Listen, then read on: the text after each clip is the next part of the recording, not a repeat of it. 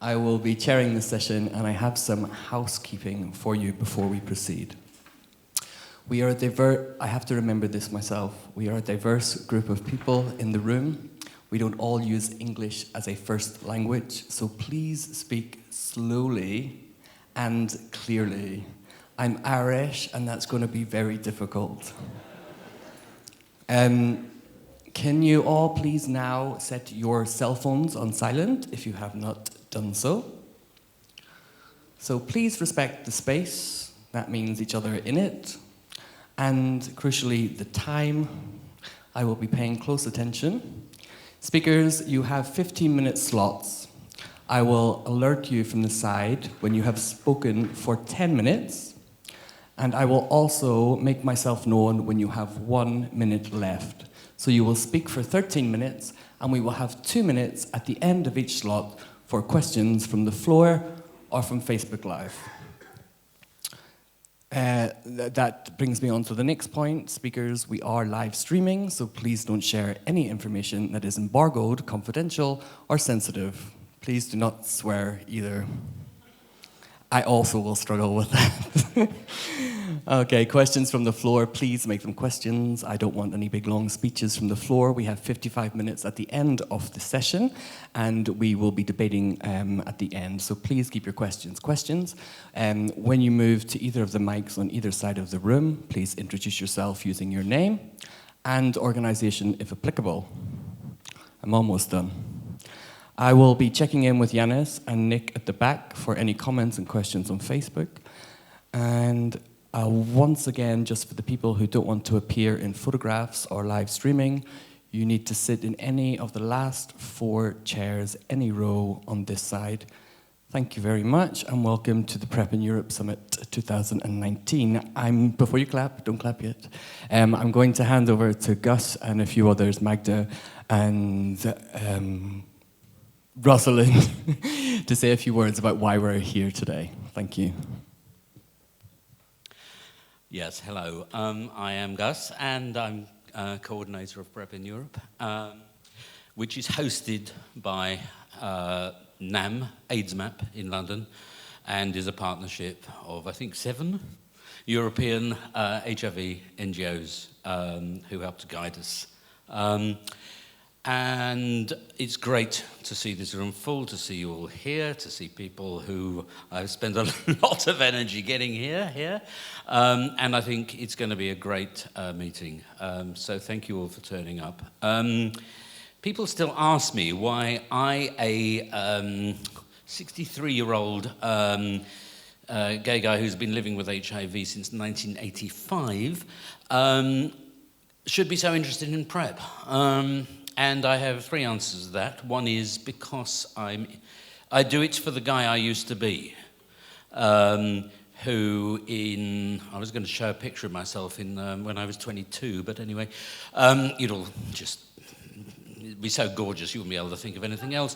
I arrived on the London gay scene at the year with the highest HIV incidence on record, and really I didn't have a chance. But I did have a period where I caught numerous STDs but didn't actually catch HIV because it wasn't quite around then. And if PrEP had been around then, it would have saved me. It would also have saved, the second reason, a whole generation of friends who died, including a lover, Paul. And also the third reason I do it is because of the guys now. PrEP is new. It's something different. It's something different in the world of HIV. It's something very different in the world of public health. It's a potential catalyst for political change, political action, and the improvement of health services generally. And that's one of the reasons I wanted to set up a pan-European campaign, because we can learn from each other across the broad swathe of Europe, from Iceland to Kazakhstan, which is the area we cover.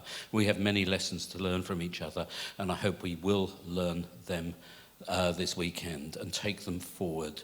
And your input, whether you're presenting or not, is going to be absolutely vital, which is why we've tried to put in as much room for discussion as possible. I have one more housekeeping thing to add, which I forgot to ask Greg to say. The simultaneous translation into Russian. We are aware that there are people here who don't speak a lot of English, and there are also going to be questions from people in Russian and at least one presentation in Russian. If you look over there behind you in that direction, there are earpieces where you will be able to hear the simultaneous translation into Russian or back into English if people are asking questions in Russian. So that's all I want to say. And I'm now going to hand over, secondly, to Dr. Magdalena Ankierstejn-Bartczak, I hope I pronounced that correctly, who is here to sort of represent the fantastic team of local physicians, NGO workers and activists who are basically the reason we're having it in this city and who've done an amazing job basically making things happen on a local level. Hello.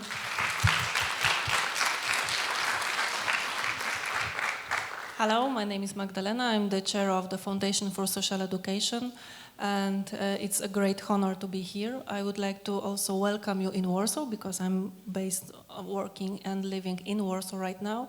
And with me should be the Bartosz because he's the main person who do a lot of work, Bartosz Szetela, the doctor from Wrocław. It's somewhere here. And I would like to thank Gus to choosing Warsaw to can chair this lovely conference. PrEP is important because Foundation for Social Education, where I'm working in, we take care of prevention and prophylaxis more than 15 years.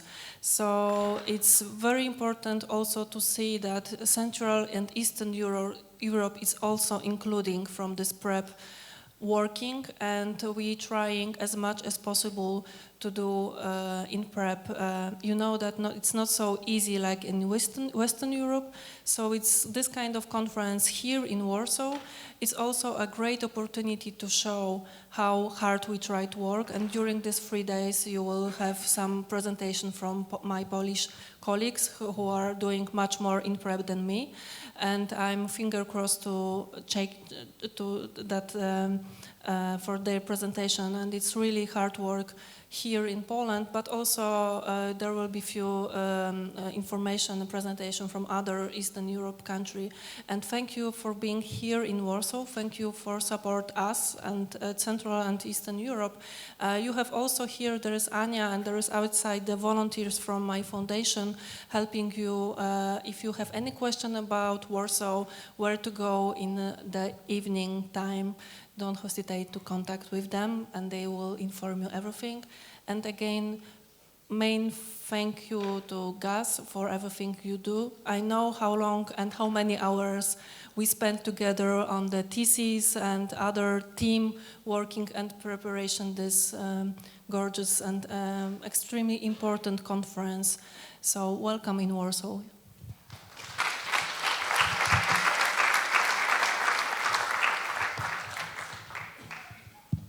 Rosalind? Thank you.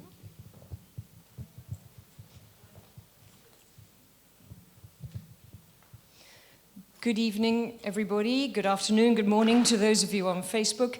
My name is Rosalind Coleman. I am the PrEP focal point at UNAIDS Geneva.